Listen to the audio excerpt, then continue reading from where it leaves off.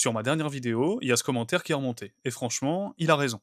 Alors aujourd'hui, pas de spec, pas de benchmark officiel, un vrai test, deux modèles, un qui coûte 2 fois et demi moins cher que l'autre, même prompt, même défi, et un résultat que j'avais pas vu venir. Donc voilà, la dernière fois, je vous ai fait le décryptage de Sonnet 5 à sa sortie. Les specs, les benchmarks officiels, et le verdict. Et dans les commentaires, quelqu'un m'a dit en gros, ton titre parle de retour d'expérience, mais ce n'en est pas un. Et honnêtement, il avait complètement raison. À la sortie, j'avais pas encore mis les mains dedans sur du vrai code. Je vous avais promis le vrai test terrain pour plus tard, donc le voilà, promesse tenue. Et en parlant de ça, il y a un autre commentaire qui a tout résumé. Quelqu'un a écrit que l'effort de contrôle est en train de rendre la hiérarchie des modèles presque décorative, et que Sonnet et Opus, c'est plus vraiment un classement figé, mais un curseur au niveau du prix performance. Et ça, c'est exactement ce que le duel va tester en vrai. Donc le principe de cette vidéo est simple, je prends Sonnet 5 d'un côté et Opus 4.8 de l'autre, et je les fais s'affronter sur 3 défis en Next.js 16. On va partir du plus simple et on ira jusqu'au plus vicieux. Donc pour ça, on aura le même prompt, le même niveau d'effort, et je t'afficherai le coût réel à l'écran. Et la question à laquelle on va répondre dans cette vidéo, est-ce que le petit à 2,5 fois moins cher peut battre le gros Opus 4.8? Et avant de commencer, je vais te poser les règles, parce que dans cette vidéo, la transparence, c'est tout l'intérêt. Donc premièrement, le terrain. C'est une app Next.js toute fraîche, avec 3 pages pour 3 défis. On va partir sur des simulations physiques, des balles qui rebondissent dans des formes qui tournent. Pourquoi ça? Parce que tu vois immédiatement si ça marche. La balle reste dans la forme où elle traverse le mur, là, on peut pas tricher. Deuxièmement, c'est l'équité. Donc on partira exactement sur le même prompt pour les deux modèles. On partira également sur le même niveau d'effort en XI, et pour ça, j'ai fait 2 codebases séparés, une pour Sonnet 5 et une pour Opus 4.8, comme ça les deux modèles ne peuvent pas aller voir le code de l'un ou de l'autre. Et troisièmement, on va parler du scoreboard. À chaque run, ma status line m'affiche le coût en dollars et le temps. C'est exactement ça qui va rendre le match concret. C'est pas des benchmarks abstraits avec des euros et des secondes. Et pour être clair, je découvre le résultat en même temps que toi. Rien n'est joué d'avance, c'est un vrai test. Vite fait, avant d'attaquer, 2 petits trucs. Tout ce kit de test, les 3 prompts exacts, le repo et la grille de résultats, c'est dispo gratuitement sur la communauté School. Tu vas dans la description de la vidéo et tu retrouveras le lien directement. Au moins, tu peux refaire le duel de ton côté pour voir le résultat que tu obtiens. Et deuxième truc, si tu veux qu'on bosse ensemble, je fais du coaching en one-to-one et de la formation directement en entreprise. Ça permet de te faire intégrer Cloud Code beaucoup plus rapidement que si tu étais en solo. Le premier call de 30 minutes est complètement gratuit, tu retrouveras toutes les infos en description avec le lien Calendly. Allez, maintenant que ça c'est fait, on passe au premier duel. Donc premier défi, le plus simple, je demande au modèle exactement la même chose. Une balle qui rebondit à l'intérieur d'un octogone qui tourne. On lui demande bien évidemment d'intégrer la gravité, la friction, une petite traînée derrière la balle, ainsi qu'un compteur de rebond. Donc tu vas me dire, rien de méchant, c'est typiquement le truc qu'un bon modèle doit réussir les yeux fermés. Et justement, si les deux y arrivent, alors la vraie question, ça devient le prix. Allez, je lance le prompt de chaque côté et on se retrouve pour le résultat.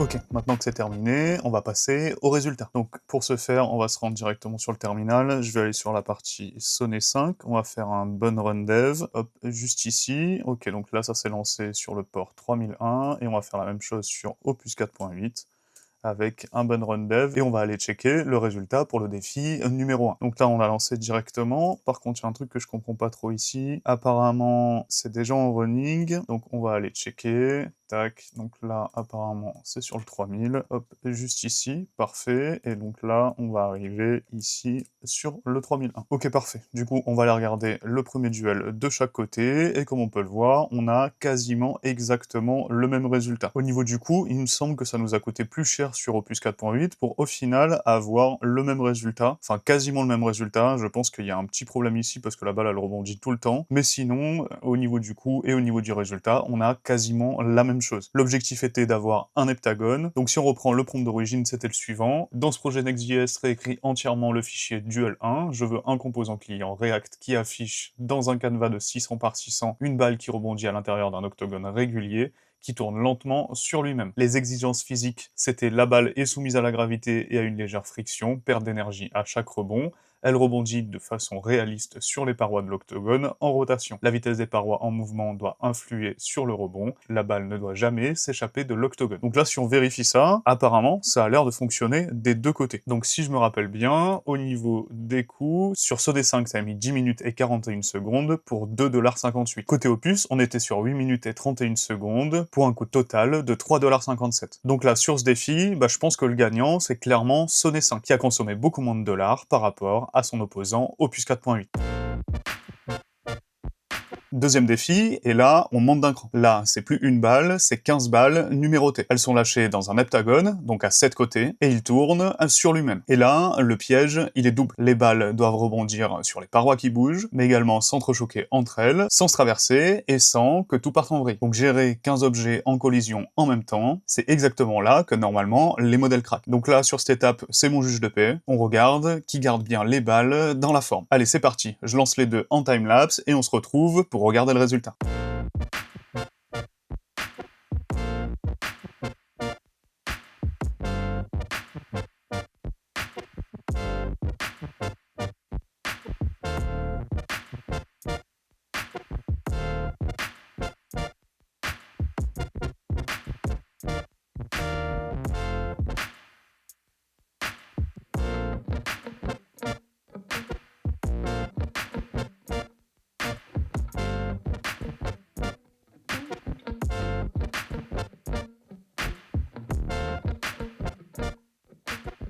Maintenant, on passe au deuxième duel, donc qui était le duel numéro 2, l'intermédiaire, où l'objectif était d'avoir la même chose, mais avec 15 balles pour voir si ça gère bien les interactions. Donc on va aller sur la partie Sonnet 5 et sur la partie Opus 4.8. Donc là, comme tu peux le voir déjà, on a un bon résultat des deux côtés, c'est un peu plus détaillé sur la partie Opus 4.8, mais c'est pas flagrant. Et j'ai l'impression qu'il y a beaucoup plus de collisions sur la partie Opus 4.8 que sur la partie de Sonnet 5. Mais sinon, le résultat est là, la boule ne sort pas, donc c'est très bien. De base, au niveau des exigences, on avait toutes les balles ont le même rayon et partent du centre de l'heptagone, elles sont soumises à la gravité et à la friction et rebondissent de façon réaliste sur les parois en rotation. Les balles entrent en collision entre elles, collision élastique avec échange de quantité de mouvement, la hauteur de rebond ne dépasse jamais le rayon de l'heptagone, mais reste supérieur au rayon d'une balle. Le numéro de chaque balle tourne avec elle pour visualiser sa rotation propre et affiche un compteur du nombre total de collisions en haut. Donc là c'est bien parce que on est bien sur un seul fichier,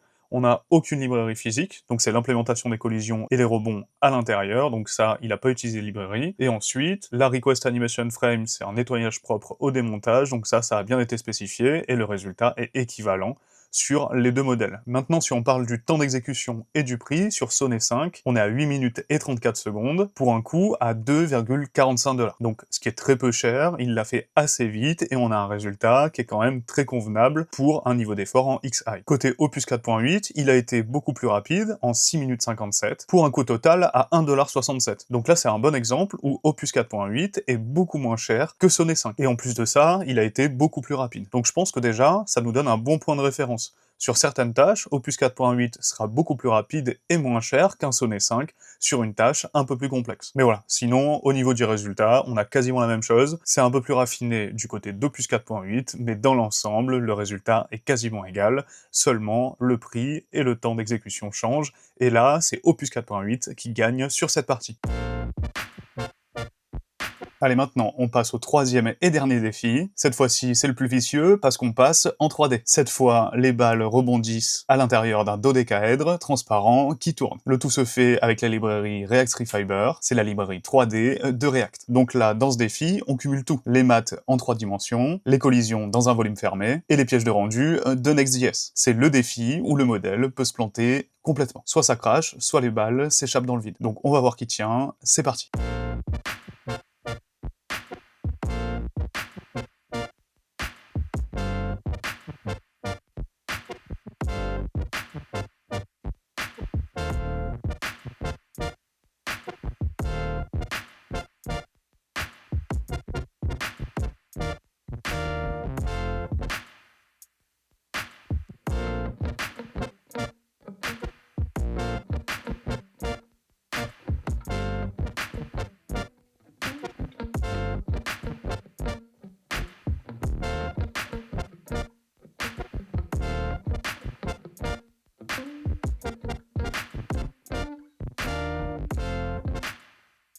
Parfait, le modèle vient de terminer, on va checker les 2 duels au niveau du 3. Pour rappel, au départ, on lui a demandé une scène 3D en React Refiber, donc la librairie qui permet de faire de la 3D, 8 balles colorées rebondissent à l'intérieur d'un dodécaèdre transparent, arête visible, plus face semi-transparente qui tourne lentement en 3D. Au niveau des exigences, on avait les points suivants. Gravité réaliste en 3D, collision des balles paroi interne du dodécaèdre, les balles restent piégées dans le volume, et on a également implanté une collision au niveau des balles à l'intérieur. On voulait un éclairage correct avec des ombres, ainsi que des matériaux soignés. On voulait également que la caméra orbite doucement autour de la scène, et un rendu client-only géré proprement. Le fichier commence déjà par useClient. Au niveau des contraintes, on voulait un code structuré en sous-composants, du TypeScript strict, avec un export default function de Duel 3, et on lui avait bien spécifié, ne te contente pas de faire tomber les balles, elles doivent rester piégées et rebondir dans le volume qui tourne. Donc déjà, au premier abord, on voit ici que ça a été respecté, puisque les balles ne sortent absolument pas du dodécaèdre.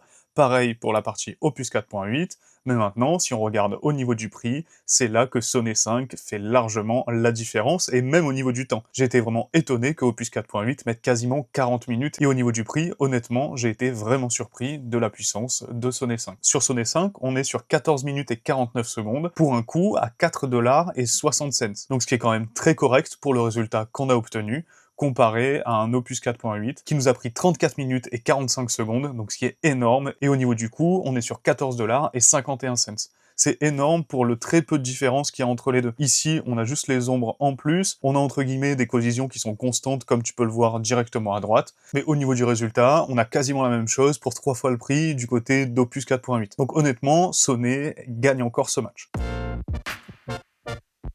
Voilà pour cette vidéo, je voulais vraiment tester les capacités et mettre au défi Opus 4.8 et Sonnet 5 sur le même sujet à chaque fois, avec le même prompt, et on voit que dans 2 cas sur 3, c'est beaucoup plus judicieux d'utiliser Sonnet 5. Après, là on a fait de la 3D pour que ça soit vraiment visuel pour toi, j'ai hâte que tu me dises en commentaire les tests que tu as fait et les résultats que tu as obtenus, ça m'intéresse énormément. Pour rappel, l'ensemble du test et l'ensemble des ressources est disponible directement sur le School que tu retrouveras en première ligne de description. Si tu veux prendre un rendez-vous avec moi pour du coaching ou pour de la formation directement en entreprise, tu retrouveras le lien Calendly directement en description. Sur ce, je te laisse t'abonner pour ne pas louper la suite des prochaines vidéos, et je te souhaite également une bonne journée ou une bonne soirée. C'était Para, ciao!